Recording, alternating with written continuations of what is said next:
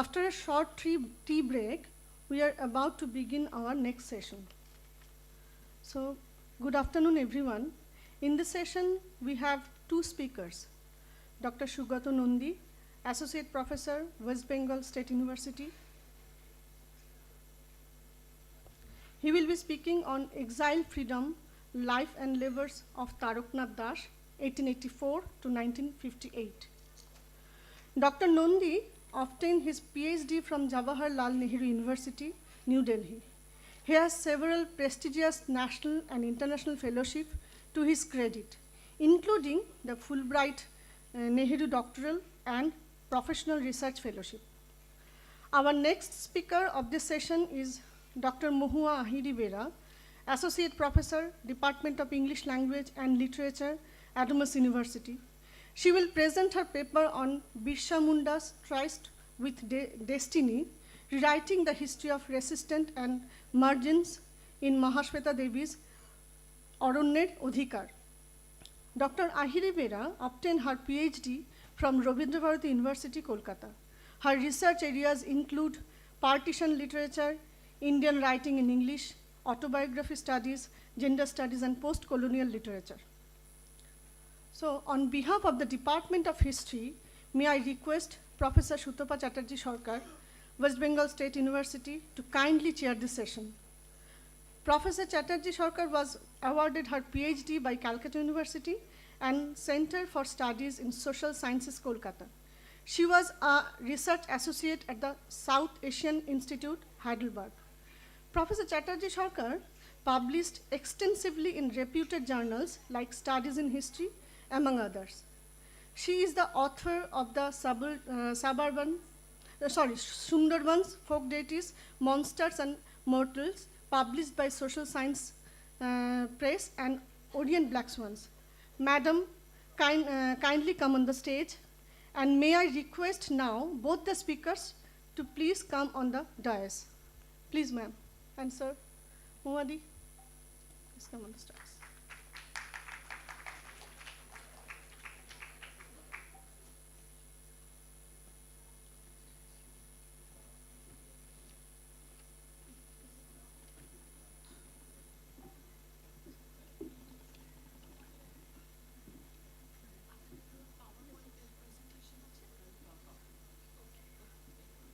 So, may I request to Dr. Sugato Nandi? Oh, yes.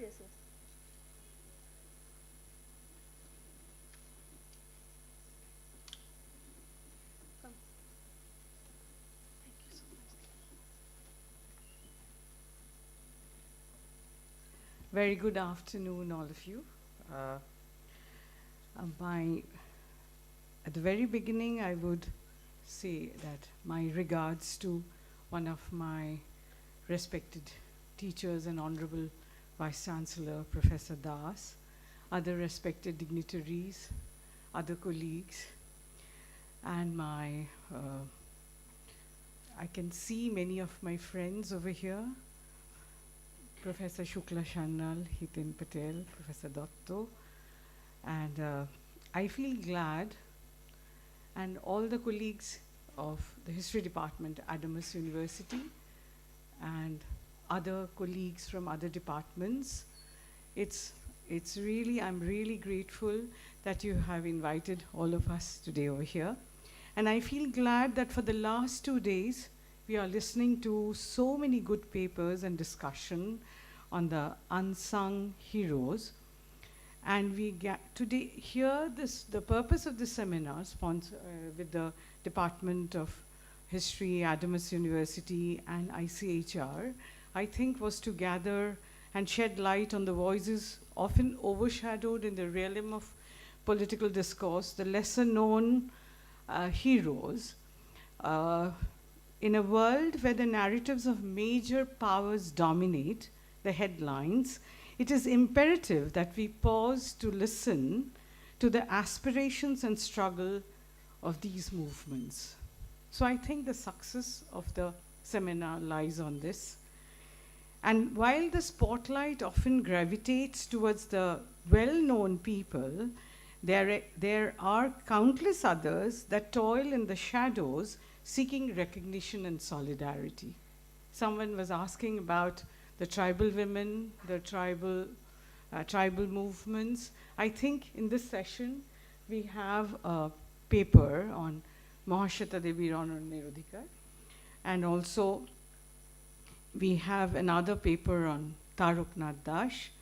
So we are embarking on this journey of exploration and understanding, but I would say that to my students of history, as Shukladi referred, you should have an open mind with your compassionate heart while you read the memoirs and other things. So nicely she had told us how to be objective as a historian. And let us recognize the courage of those who dare to challenge the status quo and envision a future where every voice is heard and every identity respected. So today we'll hear two papers. One, Shugato Professor Nondi, he will talk on Taroknath Das, and another one, she will talk on Ranonnerodhikar. Let's listen to them. So I would invite Dr. Shugato Nondi to present his paper.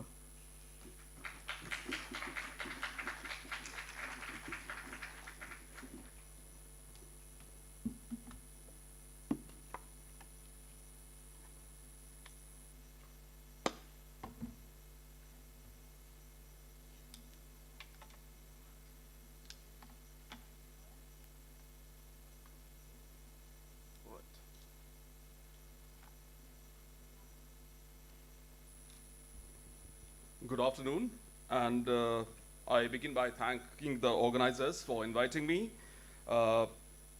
This is a great conference, and I'm very encouraged to see a gathering of some of my colleagues who I know, some others who I'm getting to know here, and a very good number of youngsters, students, who've gathered here to listen to the discussions and the presentations that we have to make. Now, I'm going to talk about a man called Taroknath Das. Before I begin, may I ask you to answer just one simple question. How many of you have heard about Taroknath Das earlier? Just raise your hands. Okay. There are only 2 hands which went up, I could see. So, yeah.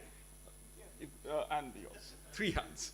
Okay, so that's how we engage with a historical figure like Taroknath Das, who was a very important man on a global scale during his lifetime, but he isn't remembered the way, he isn't given the kind of importance that he deserves in Indian history.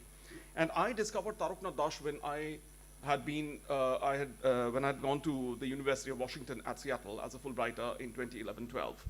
And there, my mentor, Professor Anand Yang, told me about Taroknath Das. The university itself is very proud of Taroknath Das, who was a student of the university in the early 1900s. I'm going to talk about that in my paper.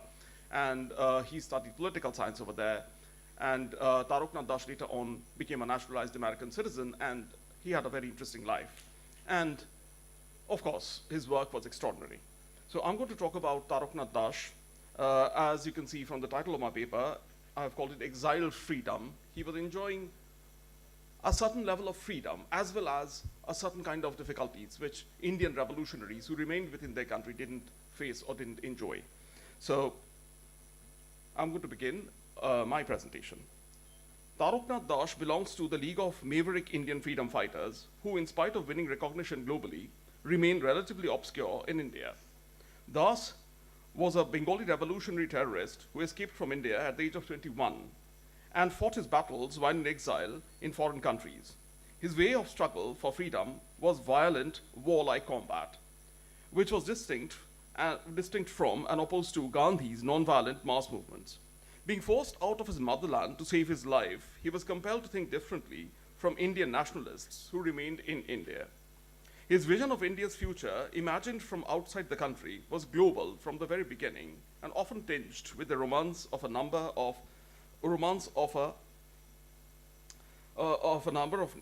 nations of Asia, Europe, and Africa taking part in a war of liberation to end colonial rule in the subcontinent. This was, in fact, a reflection of Das's life and work which spread across continents and his lifelong commitment to the cause of armed struggle for freedom. In this essay, I explore his extraordinary life, work, and ideas. Taroknath Das was born in Majhipada, a village which comes under the area of Kachrapada in Bengal, which is not far from here, on June 15, 1884. His father was a clerk in the Central Telegraph Office of Calcutta. Das showed promise from his early days as a student while he was in his village school. Later, he joined the Arya Mission School, where he won several prizes as he excelled in many subjects, and particularly in essay writing. When he was about 15 years of age, he wrote an essay on patriotism as taking part in a competition which caught the attention of Pramodnath Mitra, or P. Mehta, the Bengali barrister who later founded the Onushinol Somiti in 1902. It was the first turning point in the life of Das, as he soon became associated with the Somiti, which is a little later, a youth organization which, under the garb of being the center for teaching strengthening exercises and martial arts to teenage boys and young men, preached violent revolution to strike at the foundation of colonial rule. Das went to Dhaka, and having converted to the revolutionary cause of the Somiti, he became an orator to preach its doctrine. That made the colonial police suspicious of him, and they started to spy on him so as to arrest him as soon as they had sufficient evidence. While Das was engaging in revolutionary terrorist politics, events took a turn for the worse in his life when his father died.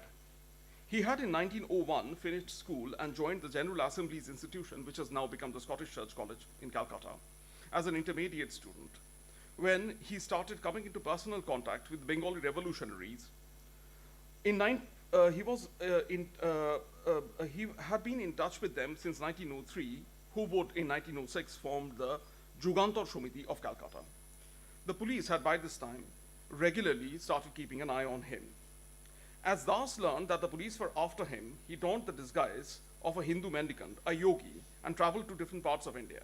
For example, he went to the North Indian city of Vrindavan, the place of birth of God Krishna, according to Hindu mythology, as a yogi under the pseudonym Taraknath Brahmachari.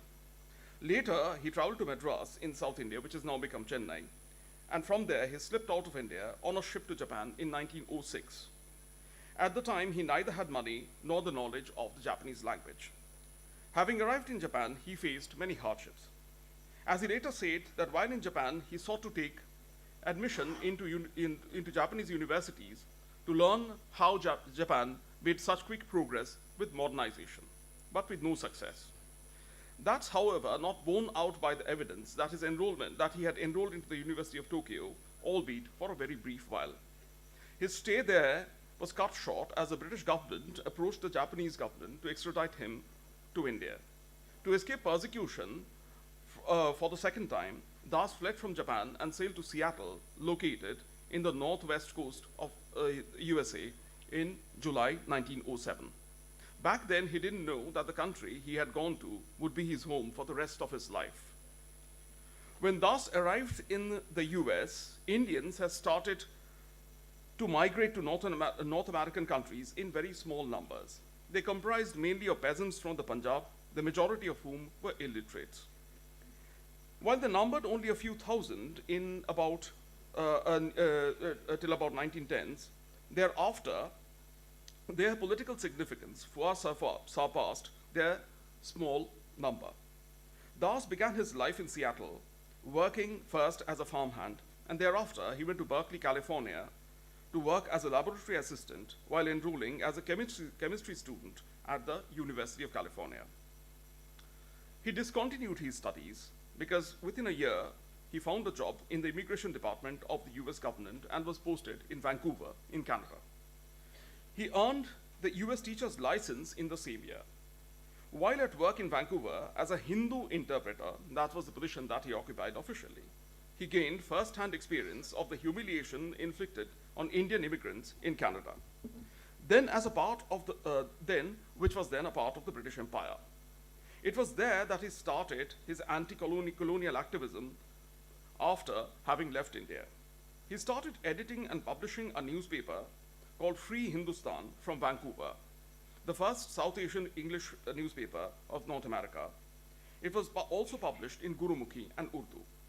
In the same year, he founded, this is 1908, in the same year, he founded the Indian Independence League with Panduranga Khan Koji, Bal Gangadhar Tilak's follower. His activities soon attracted the attention of William C. Hopkinson, who had arrived from Calcutta to Vancouver, from Calcutta in Vancouver, as the Calcutta Police Information, as an officer of the Calcutta Police Information Service. And Hopkinson forced Das to leave Vancouver at the end of 1908. After getting back to the USA, Das joined the University of Norwich in Vermont, which was a unique private university offering military training to its students. Das excelled in studies and training over there, but he was soon rusticated as authorities found him guilty of taking part in anti-British activities, namely publishing Free Hindustan, his newspaper. Das's purpose behind joining the institution was to receive military training.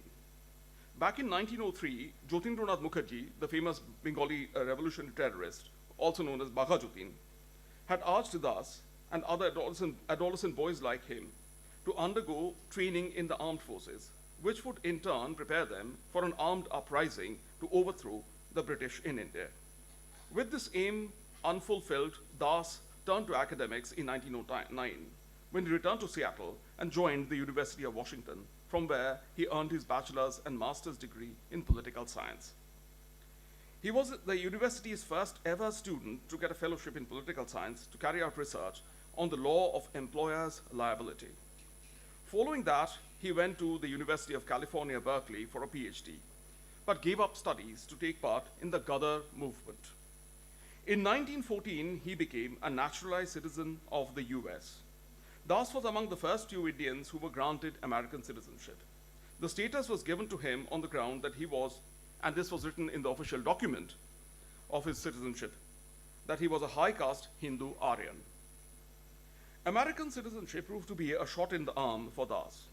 Being freed from the British Empire, he invested his time and energy in a global revolutionary scheme drawn up by the Ghadar Party to bring down the British Empire. An overtly ambitious plan that failed at several levels. As part of the scheme, he went to Germany right before the outbreak of the right after the outbreak of the First World War, to take part in what would later become known as the Hindu-German conspiracy. His aim was to collect funds and to sponsor an armed revolt against the British in India. He lived in Berlin till 1916 and traveled to Turkey and Egypt to campaign for raising Enver Pasha, the Turkish military leader, and parleyed with him about raising a united Muslim front against the British while the First World War raged on. At one point, along with others, he planned to blow up the Suez Canal, which from the very beginning was a flight of fancy. Frequent exposure to extreme heat during this time took a toll on his health, and he was forced to go back to California at the end of 1916. He had also, during this time, given up his plans of visiting Kabul, where Raja Mahendra Pratap, an Indian revolutionary from Western UP, a Jat, had set up provisional government for free India in 1915. Having recovered, he left for Japan in early 1917. Das, who was fascinated with Japan, had nursed a desire to take a close look at the way the country had modernized and secured a special place for itself in the modern world. At the end of his visit, he wrote his very famous book, Is Japan a Menace to Asia? The book was published from Shanghai, and its first edition had a preface written by Tang Shaoyi, the first Prime Minister of the Republic of China, which was established in 1912. While in Japan, he met Hirambolal Gupta, who was actually Dash Gupta of the Ghadar Party, and came in touch with Raj Bihari Bose, with whom he tried to devise ways to smuggle guns and ammunition to India to arm revolutionaries over there. He had plans to visit Moscow from Japan, but went back to California responding to a summon of the San Francisco police.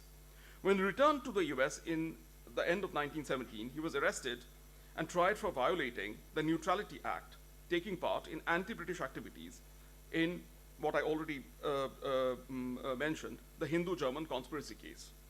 The trial was a serious setback for Das, as an all-white jury not only found him guilty, but labeled him a most dangerous criminal and called for immediate annulment of his US citizenship so that he could be handed over to the British. Das faced serious allegations of hatching international conspiracy, which militated against US foreign policy during the First World War. And while on trial, he was demonized as a habitually duplicitous and avaricious man who lusted after white women. John Preston, the American prosecutor who represented the US government, cited instances of his letters to a Swiss-American lady named Frida Hauswirth, where he addressed her as Magnet and Superwoman, as proof of that. In 1918, Das was sentenced to imprisonment and spent 22 months in the penitentiary of Leavenworth in Kansas. In 1920, immediately after being released, he married Mary Keating Morse, his lifelong benefactress in America. Keating Morse was an American political activist who was among the founders of the National Association for the Advancement of Colored People, the NAACP, and the National Women's Party of the USA. She stood by him through thick and thin and was a firm believer in his politics. During then, Das was being tried in another case under the US Espionage Act of 1917, and he proved fortunate as he was not deported from America. In 1923, his US citizenship was rescinded, but he was allowed to remain and work in the country as a foreigner. In spite of that, he and his wife went on a tour of Europe and settled in Munich for a few years in the late 1920s. He founded the India Institute at the Deutsche Academy in 1928 over there, which offered fellowships and scholarships to Indian students studying in German institutions of higher learning. After getting back to the USA, he started teaching at the Catholic University of Washington, D.C. Later, he joined the Columbia University as a professor of political science and was made a fellow at the Georgetown University, from where he earned his doctorate in 1934. He also taught at the New York University from time to time. The professorial academic career which Das took up from the late 1920s over time won him acclaim as a political scientist in America. With the help of his wife, he set up the Taraknath Das Foundation, which is active even now, which gives scholarships to Indian students in the US. In 1946, the American government revoked its earlier decision of canceling his US citizenship and making him an American citizen for the second time. In 1947, he was pained by the partition of India as he stood opposed to any attempt to balkanize India or divide India at the time of decolonization. In 1952, Das came to India as a visiting fellow of the Walter Mill Foundation.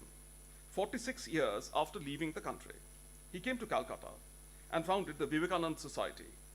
And in a public meeting held in the city to commemorate the 37th anniversary of Bagha Jotin's martyrdom, he urged the youth to embrace his values of sacrificing oneself for the nation.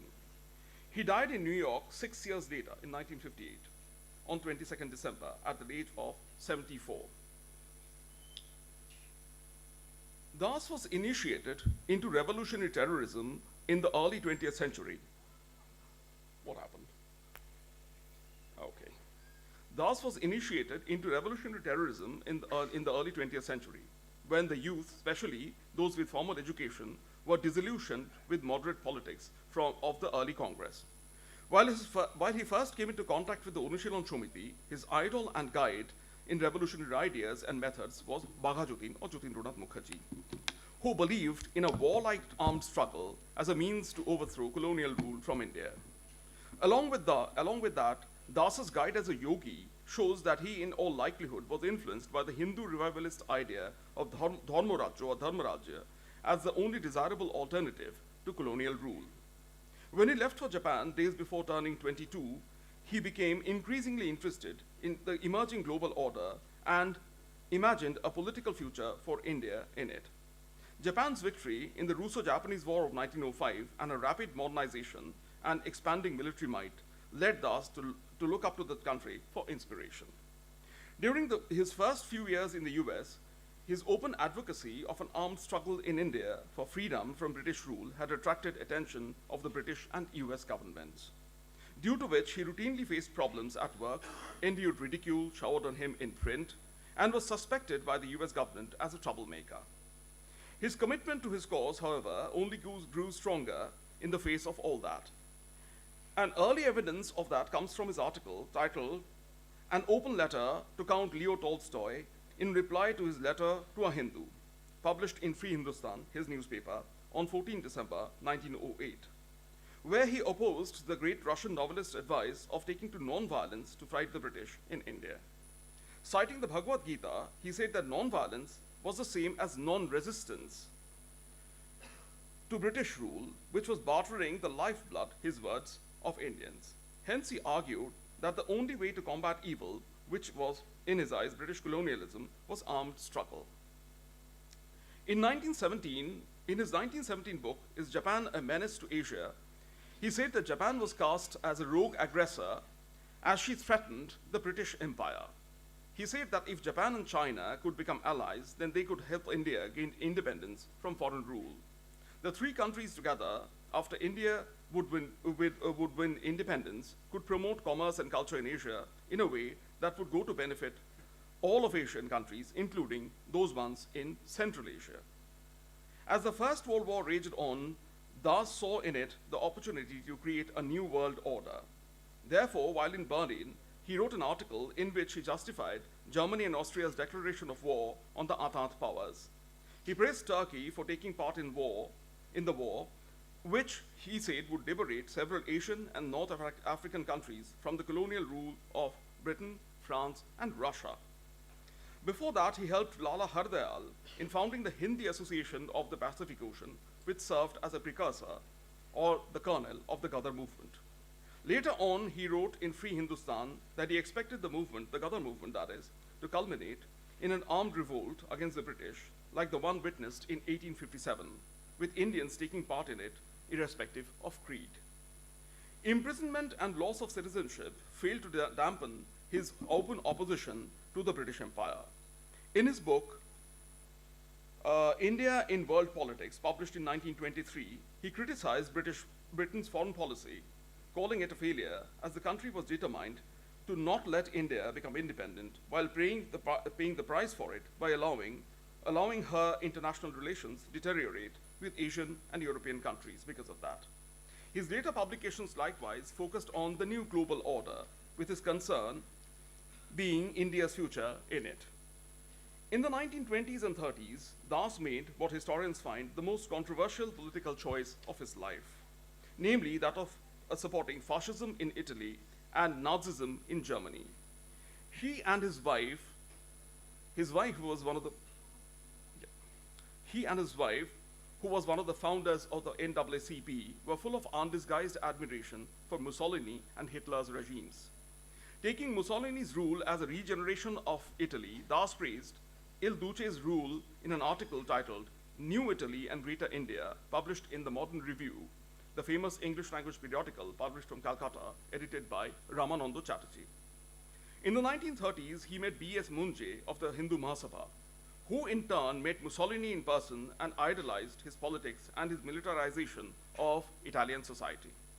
Das had personally overseen Munje's visits at the Institute for Middle East and Asia in the 1930s.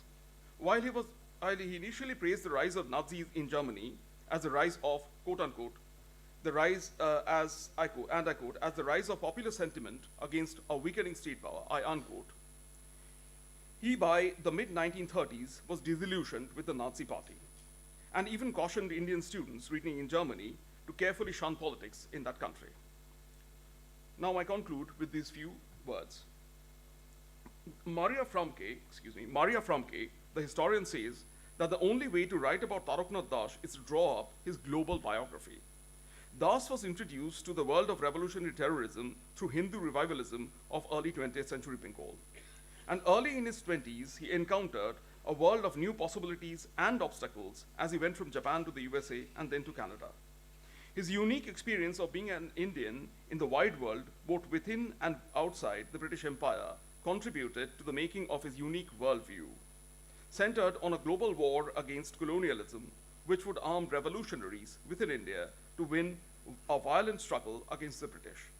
His vision of India's future after the success of that struggle was one in which Asian countries would rise in global economy, politics, and culture, with Japan, China, and India as leaders.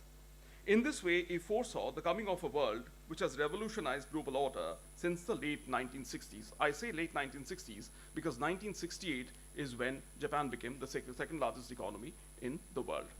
I conclude with these words. Thank you very much.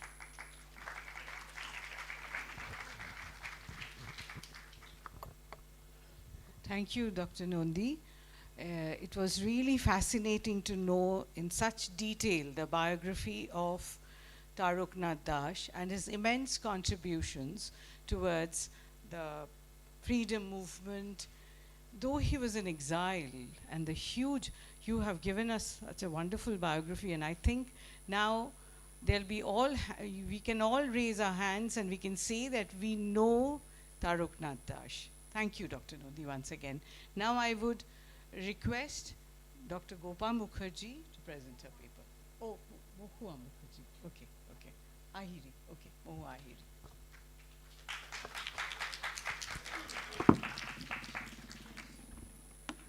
Thank you, ma'am.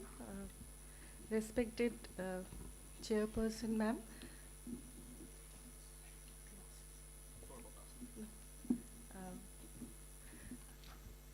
My co-presenter, Professor Nondi, my colleagues in Adamas University, and friends, students. I firstly thank Nisha, Nirdosh, Shubhajit, Sneha, and Basudita for accommodating me in this session. Ma'am, I'm not a historian, so in spite of that, they have taken me in this session. I am trying to, as you know, okay. So the name of my paper, as you all know, is Birsa Munda's Tryst with Destiny, Rewriting the History of Resistance and Margins in Mahashweta Devi's Aranyer Adhikar. This is a Bengali novel. I have translated it like The Right of the Forest, or it can also be told like The Right to the Forest. Now, in this paper, I have tried to look at the role of Birsa Munda. Just in our previous sessions, we were asking about tribal history or the history about tribals participating in revolutionary movement. So I thought of taking up this topic for this session. And I'm also trying to analyze, Mahashweta Devi's role here as a writer who writes about Birsa Munda.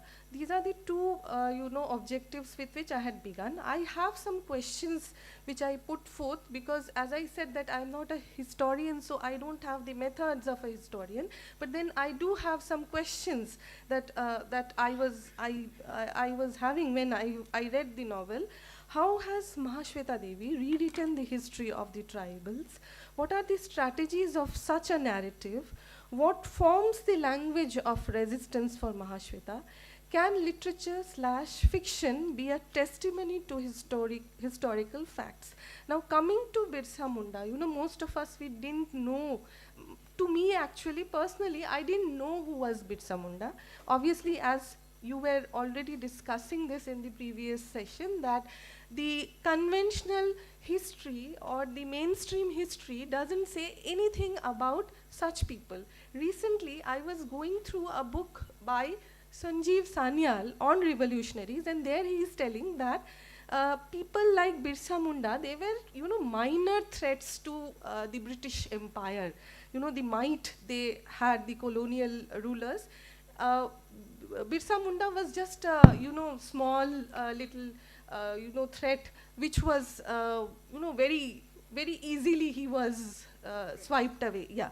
So Birsa Munda actually was in the second half of 18th century. What happened was the tribal agrarian order in India, under a steady influx of non-tribal, people, land-hungry peasants, unscrupulous traders, accelerated by local administration, acting in collusion with the British administration, the tribal reacted to these developments in the form of a series of uprisings in an attempt to throw out the intruders from their homeland. The process of armed resistance and revitalization movements aimed at reconstructing tribal society, this continued, sporadically. The movements continued sporadically, finally blending and culminating in the last uprising of the Mundas, which he calls Ulgulan, or the Great Tumult, led by Birsa Munda. The legendary tribal leader from December, this movement was basically from 1899 to 1900 in the Chota Nagpur region of, this is somewhere, near Ranchi, northern Singhbhum districts of Bihar. The uprising was suppressed, ending in the surrender of insurgents, followed by capture and death in captivity of Birsa Munda. Now, what does Mahashweta Devi do with this? She writes about Birsa Munda in her novel Aranyer Adhikar and portrays him like any other heroic character, a hero of the Mundas and a leader who would lead the revolution. He was younger, as described by Mahashweta Devi, he was younger than anybody. He would, go with the cattle, he would play the flute, and he was someone who was very charming. And as any leader would have, he had those charming qualities with him, the way he spoke, the way he sang, and people were charmed by him. Now, Dhani is one more character here who recognizes this potential in Birsa, who can actually be the leader. And so, he encourages Birsa to be this leader of the Mundas. And eventually, Birsa realizes that he needs to educate himself. So he goes on to the missionary school. Thus, Birsa takes up a journey not only in a physical sense from Chalkat to Chaibasa, but also a metaphoric journey, because this journey was a journey of transformation from one life to another. In the missionary school, he realizes that his mission cannot be fulfilled here. He is disillusioned when he meets Father Notrat, who tells Birsa that all revolutionaries are actually frauds and opportunists. And so he comments, Sahib Sahib ek topi, meaning all the Sahibs they have one color. One cannot reform us, or they cannot uplift us in any way. Birsa comes back and declares that he has to fight the Dikus, or the British, outsiders or the British here. He organizes his party line, a gang of revolutionaries, and they are called Birsaite. Like he has, in today's sense, like we have a gang of revolutionaries, and those revolutionaries, he tries to form this group of revolutionaries. And Mahashweta Devi writes about them that Birsaitra Daralo, সকল বীরসাইটদের পরনে সাদা ধুতি, হাঁটু অবধি ঝুলিয়ে পড়া, পায়ে ঘোরে তৈরি কাঁচা কাঠের খড়াম. So this was something that she writes about these people, and they wore a particular kind of a uniform, and they looked similar in their the way they attired themselves.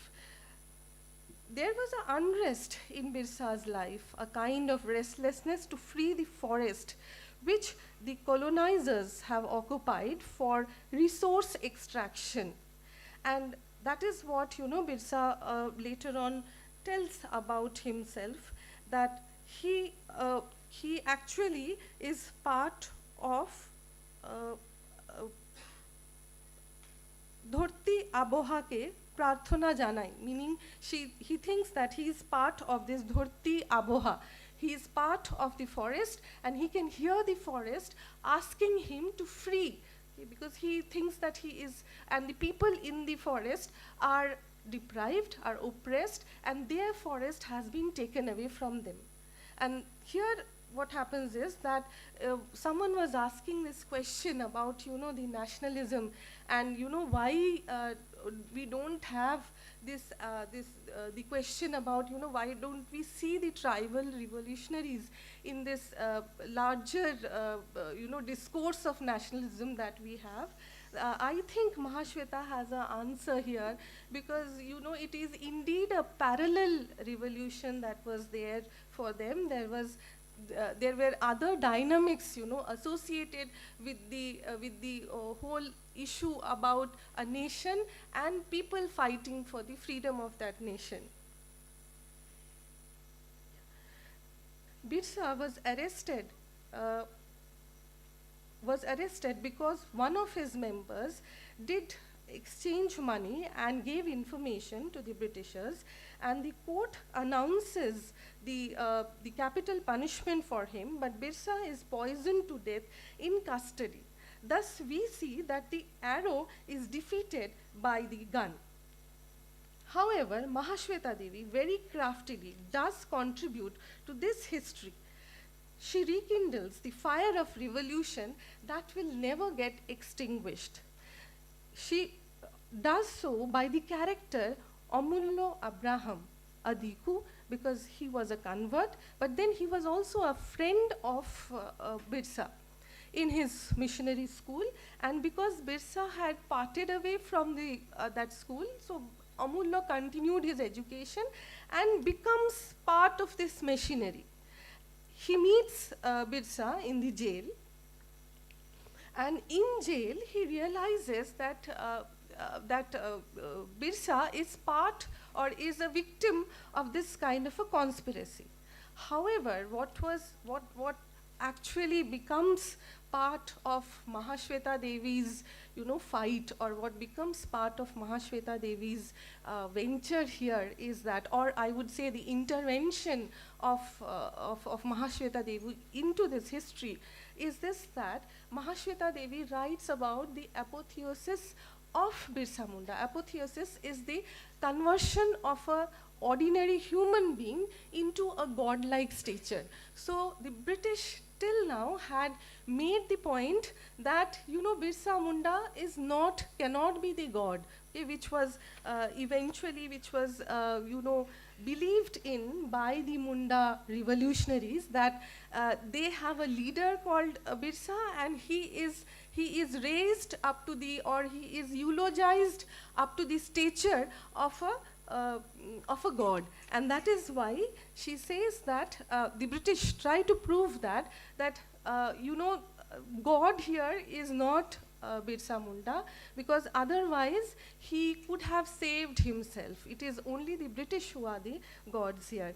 And therefore, you know, Mahashweta Devi writes at the end that Ulgunarer shesh nai, Birsar moron nai. Okay, that means, you know, it is something, the revolution that they had started, it actually has no end, and Birsa is actually, you know, he gets that immortal stature because of Mahashweta Devi. She is successful in creating the myth of Birsa, which still lives on, and thus a clear message that revolution exists and it will. She actually rekindles the spirit of revolution, and that is where I think Mahashweta Devi could contribute to this historical consciousness, I would say. Mahashweta Devi as a writer has stood by the exploited people from her own historical consciousness and political conviction. Now, at this point, I would like to, you know, read something from her interview given to Gayatri Spivak. Again, you know, one might question about, you know, why Gayatri Spivak, but at this point I had Gayatri Spivak because when we say that we need to challenge the Eurocentric history, but then it is Gayatri Spivak who writes about or has translated Mahashweta Devi, and therefore, you know, when she was interviewing her, she asks about this role or the absence of the tribal narratives in the historical discourse. So she says, Mahashweta Devi answers that tribal history is not seen as a continuity in Indian historiography. Yet, it is still continuing, the tribals are still being evicted from their land. Indeed, Birsa Munda comes late. The first Santal rebellion was Baba Tirka Majhi. He was ultimately hanged in Bhagalpur. Now, coming to the other question that, which I think I asked in the beginning, and the same question Gayatri Spivak was asking Mahashweta Devi about the relationship between history and story. Because I just said that if history doesn't have these answers, that can fiction or can literature give those answers? Mahashweta Devi is assertive about it. Mahashweta Devi writes that about it that these people do not find anyone writing about them, and they do not have script. They compose the stream of events into songs. By being made into song, into words, they become something, a continuity. Their history is like a big flowing river going somewhere, not without a destination, not without. These phases come like small streams joining into it, making their history. One more, to conclude my, lecture, I would just say a few lines about, how Mahashweta Devi thinks that this itself is a resistance. When I can do what I can do must also be woven into a song and sung. This song continues then, another phase, another song. These songs are sung here and there. That it continues to live. This is also resistance.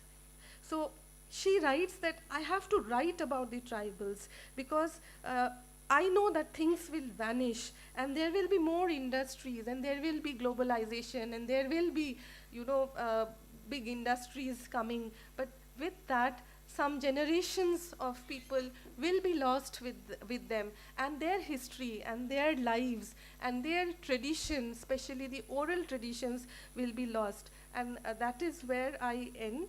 I will answer Nirdosh's question. Sorry, ma'am, for that.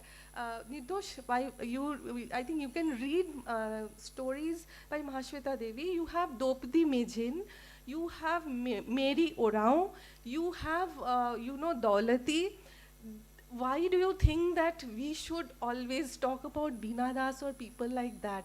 So there are people who in their way are rebelling and they are living in great precarity, but then they are not helpless. They are fighting, and I think Draupadi Mejen, in her story, Draupadi makes a big statement by, fighting or, coming out without any clothes because she was raped by Senanayak and the team for being part of this revolutionary group. She comes out and makes this statement that, that history can be rewritten. Women can, have a voice, and the whole idea of honor, of shame can be subverted. So thank you, ma'am. Thank you.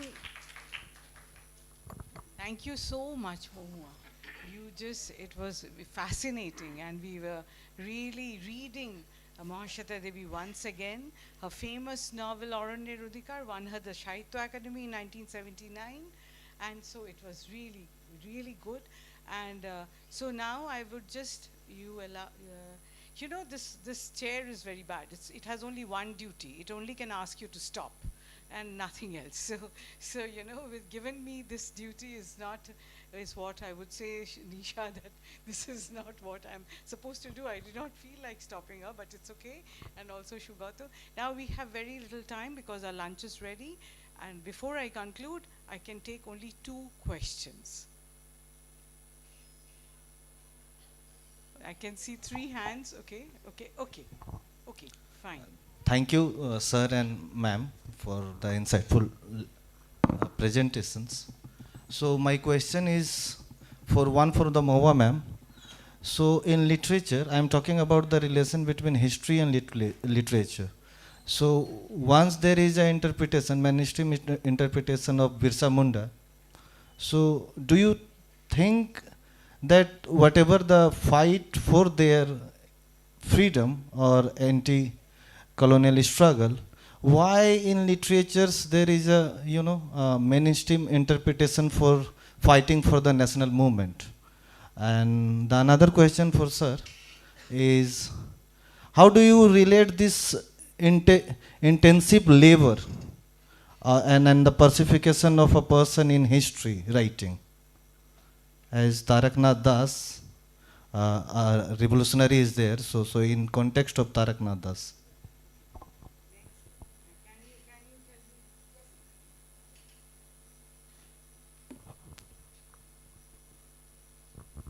We have short and crisp answers. Absolutely, ma'am. We can continue during our lunch. Okay. Okay, this is my question. This is Navamita from the Department of Political Science, and my question is directed to Sugato sir. Okay, sir, I have two questions, one from Subhashis sir and one from mine. So first point is, you have used the terms revolutionary terrorist. So he has a problem with the use of these terms. And my question is, sir, I did not find, you mentioning anything about Tarak Nath Das's idea about Gandhi's Ram Rajya or Gandhi's mission to liberate India. Like he had respect for Hitler or Mussolini, but then he got disillusioned. But he had nothing to say about Gandhi. That is my question. Thank you, sir. One more question. There was one more hand. Yes.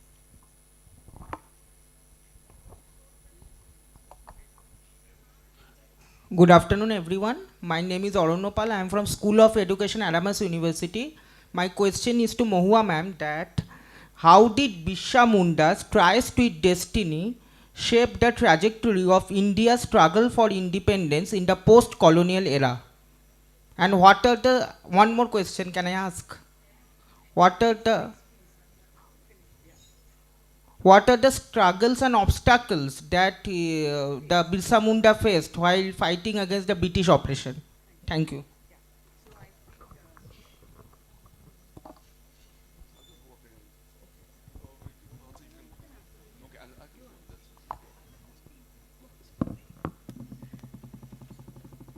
All right, so thank you for the questions. So the first question, I didn't quite understand the one you asked. Is it about? Is it about, sir, the personification of a person as a revolutionary without much talking about their ideological leaning, how the historians are justifying it? Because revolutionary has different categories. So just saying that they have fought for the nation, national freedom struggle, how one can categorize them as revolutionaries? Okay, fine. So this kind of relates to the other question, whether I can properly call him a revolutionary terrorist. And there's a problem in there. Because Tarak Nath Das, if you noticed, and that, I didn't specify clearly in my presentation, he never threw a bomb, never fired a single bullet, never even slapped anybody. But at the end of the day, he's termed as a revolutionary terrorist. He was termed a revolutionary terrorist, and I am using terms which are in use in mainstream history writing. He was termed a revolutionary terrorist, and he became a revolutionary terrorist only after independence. Before independence, he was just a terrorist. So he was labeled as a terrorist because he preached the doctrine of violence. He never practiced violence. He preached the doctrine of violence, and that's why, and this might not sufficiently answer the two questions, but that's why he was labeled as a revolutionary. See, when he was taking part in this San Francisco Hindu-German conspiracy case, the Hindu-German conspiracy case, whatever little I've read about it, it's full of fanciful schemes of a teenage boy. Once you go through the schemes that they're drawn up to blow up the Suez Canal. This is something that a 15-year-old boy usually comes up with, one such scheme. But his advocacy of violence was something which posed a threat in the eyes mainly of the British government, which was instrumental in his litigation in San Francisco in 1918-19, and of course the US government, which was in alliance with the British government, so they perceived him to be a revolutionary terrorist, and later on a revolutionary terrorist. And after independence, and there's another thing that I must also add over here. that Taroknath Das, towards the end of the 1930s, and especially in about 1940, early 1940s, he was rather disillusioned with Indian politics, because when he went to Europe, mainly to interact and to engage with other Indian revolutionaries, he found that he was getting marginalized within them. So, I mean, whether he properly, and he's a revolutionary terrorist proper, or for that matter, whether we, how do we unpack the term revolutionary terrorist remains questions which I have to look into, and thanks for the questions. And then the other question of his vision of Gandhi's vision of Ramraj and how he engaged with that. Now, from the evidence that I could sift through his writings, which are available online, much of it is available online. There's one magnificent digital archive called the South Asian American, it's SAADA. Look it up on the internet. It's a magnificent source of writings, and you can access Free Hindustan over there. Copies of the paper are uploaded over there. And Taroknath Das wrote a huge amount of stuff on a large variety of subjects. And he started with the way Indian laborers were maltreated in Canada and in North America and US. But I haven't come across anything where he criticizes Gandhi directly or indirectly. He takes a different track altogether. Rather from the 1920s, when he, especially from around 1927, when he took up that position of a professor of political science at the Columbia University, he was writing about a completely different thing, in the sense that he was imagining a completely different future for India. He was interested in what would happen if there's a family of nations who are anti-colonial and India emerges as a free country within them, and how we imagine the future of Asia and India in it, within that. I mean, he kind of shunned this whole question of nonviolence in politics. He wrote about that and in his very powerful article in 1908, when he was writing that answer to Leo Tolstoy. And it's very interesting, Gandhi was in correspondence with Tolstoy at the same time when he was writing to Tolstoy. But he took a completely different stance and kept to it all his life. And interestingly, he never, I haven't come across so far of his writings where he opposes Gandhi directly. Okay, so that's pretty much it. Thank you. Yeah, Nirdosh, you asked why literature talks about the, mainstream people. Yeah. No, Nirdosh, I think, we have different genres of literature. We have Dalit studies, we have, women's writing. There are voices from margins also. It is not that history as a discipline has not taken up this. They have.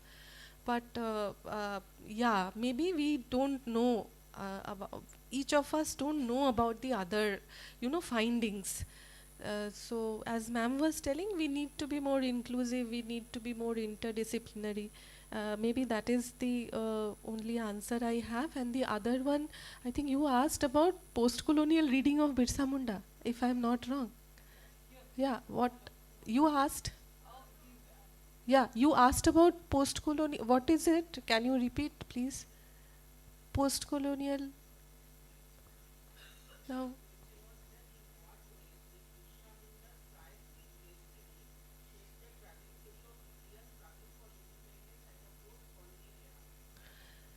Post-colonial era, yeah. Yeah. Yeah, because I have answered that question. I think that in Birsa Munda's revolution, it happened in say 1900, say 1895 to 1900, during that era. And Mahashweta Devi is writing in 78. And as I said, that I didn't know about Birsa Munda until, I read Mahashweta Devi, and she says that it's a historical novel. And at the end, she rekindles the spirit of revolution among the next generations. So I think that way, even in post-colonial India, you are a revolutionary. I am a revolutionary. Everyone in this room is a revolutionary. Yeah.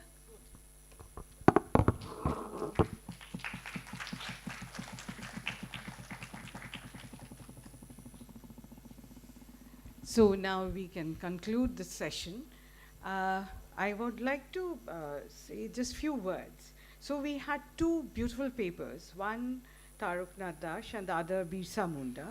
Both the papers have focused in detail the contribution of the individuals in creating a consciousness and preparing others for the liberation movements and to free themselves from the bondages. Now, you know, they are coming from two different places. In the morning, we were discussing about the elite thing and also Birsa, the tribal leader, and from a learned middle-class man, Taroknath Dash, and Birsa Munda, a tribal leader. Now, both had the struggle for freedom in mind. It was really very good. Mahashweta Devi's book, we started, she wrote, I think, Dharabahik Bhabe Eshchilo, 75-e, or 79-e, she won the Academy Award, Shahitya Academy Award. But it's you know, bhaba jay na, it starts with the death of Birsa, Arunyer Adhikar. And you know, the famous line that Ulgulane shesh nai, Bhagovaner moron nai, Birsar moron nai. Birsa had become Dharti Aba, you know, so this jungle and the human being, it's beautiful, you know, you become one with the nature, like he plays flute. While I was working with the mangroves, same thing happens while you read Shiv Shankar Mittu, like Arjan Shardar. Arjan becomes one with the forest, you know. He cannot stand the exploitation, the strategy. After land reclamation, what happens is you find the stratification, you find the Jodhas coming, you find the exploitation starting. He cannot stand that. অথচ জঙ্গলে বাঘের কাছে খুব বীর বীরসাও কিন্তু জঙ্গলে এক মানে মহাশ্বেতা দেবী এখানে and if you read Salman Rushdie মানে জঙ্গল রাখবো না সভ্যতা রাখবো বিরাট লড়াই ইফতেখার আহমেদের একটা আর্টিকেল আছে on looking into the jungle eco-critically মানে how she's talked about it Mahasweta Devi এখন today we cannot have much discussion on it কিন্তু এই যে তারকনাথ দাসের কথাও আমরা শুনলাম আর at the same time we heard about Birsa দুটো লেভেল থেকে কিন্তু আমরা দেখতে পাচ্ছি যে দুটোতেই একটা আন্দোলনের কথা বলা হচ্ছে what you were asking about the legacy আর আরেকটা ছোট্ট করে বলি yes while you use literature আমি এই যে বললাম the landscape and others এই যে চেঞ্জ হয় সবসময় কিন্তু বোর্ড অফ ট্রেড বা board of revenue we historians we go to the archives sometimes we don't find all the narratives there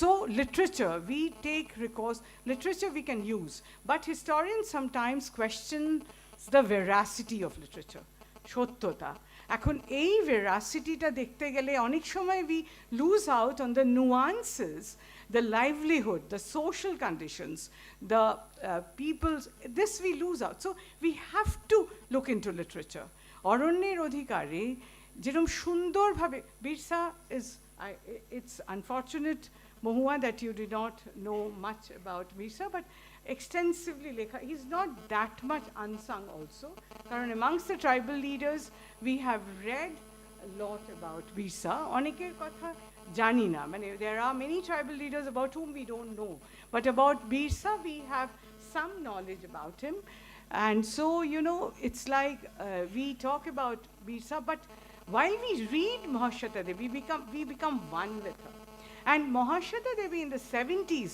she also wrote the radical movement of she wrote Hajar Churashir Ma. So with that league, you know, that the movement should go on. Ulgulan, the resistance, what Mohua finished her article by saying that you rekindle the spirit. So, you know, that is there always, that the movement should go on. So today while we think about Taroknath Dash, and it's very interesting that he has a correspondence with Madame Kama, with Leo Tolstoy, and at the same time he talks about violence.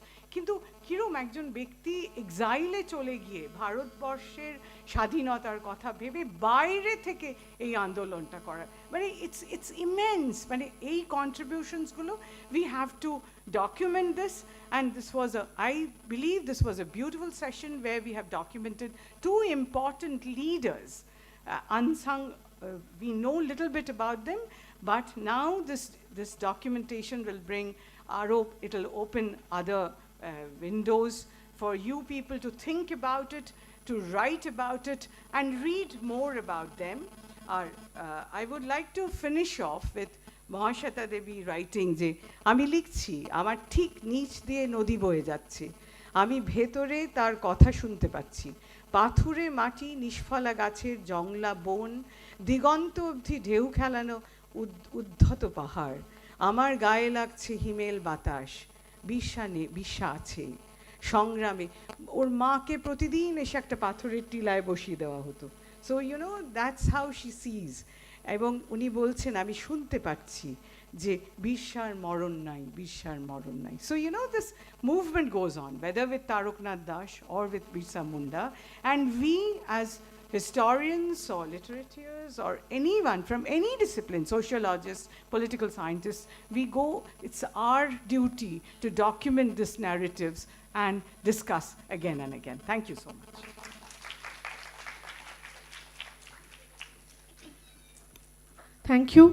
Thank you, Shutupa ma'am, Shugato sir, and Mohuadi for this wonderful lecture. And we are overwhelmed, I think. So now may I request Shukla ma'am to come to the stage and felicitate for.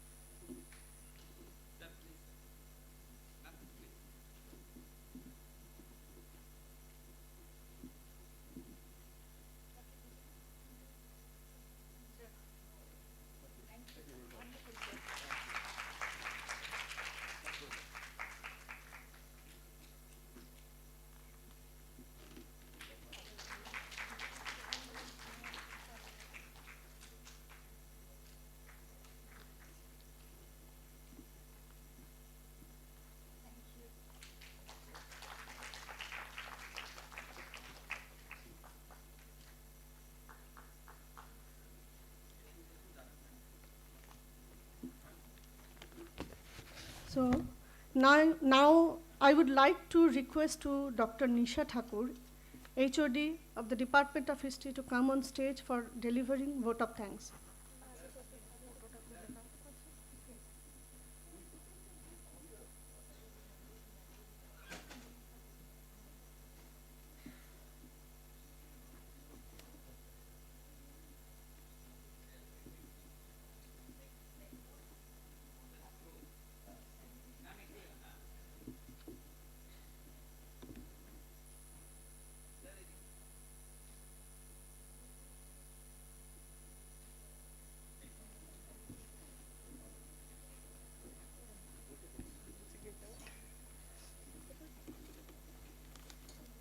Hello?